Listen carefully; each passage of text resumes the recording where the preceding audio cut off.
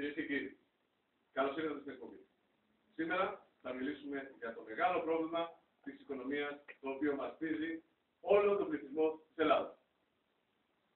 Κυριότερα όμως, μεγαλύτερο πρόβλημα έχουν οι συνταξιούχοι.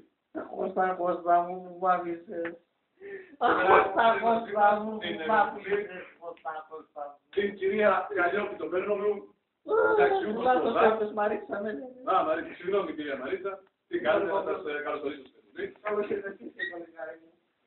Κυρία Μαρίτσα, για πείτε μας, εσείς πόσα λεπτά παίρνετε στη τέξη του ΟΔΑ? 444 ευρώ και 52 cents. 444 ευρώ και 52 cents. Πολλά λεπτά. Τρώτε τουλάχιστον με τα λεπτά. Τι να φάμε, για μοτάκια και χυμούς πίνουμε. Τι να κάνουμε. Κάνα σαράκι, τίποτα. Μόνο τον κάτω τρώμε το μαλλιοπούτι. Που προσπαθεί να σηκώσει πρωτάθλημα εδώ και 10 χρόνια σηκώνει πρωτάθλημα.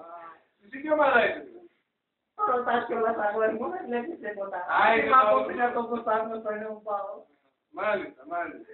Πάω μια ζωή. Λάβουν μια ζωή, Τι να κάνουμε, δεν μου πηγαίναμε το δυσπρενούμπα και βλέπουμε το μου πάω. Δεν μου λες. Στη διάρκεια. Δεν μου λες, πια. Παιδάκια έχεις?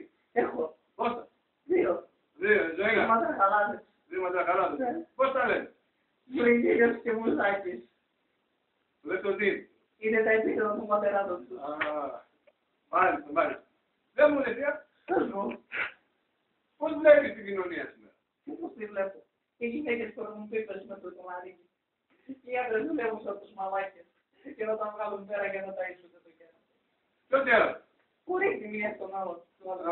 Ναι, τώρα που το λες. Και τι αγόρι μου να παρακάνεις εξετάσεις. Κάπως βλέπω το κεφάλι σου να ρίχνει. Δεν είναι τίποτα. Τι είναι. Δεν είναι τίποτα. Κανάμουσα. Λέω δεν είναι τίποτα. Έτσι μου λέγει για μένα όπως το σκηνές και να πει από όλα μια χαρά. Μάλιστα δεν είπες. Όχι, έχω δύο ονόματα πήγαινε για Α,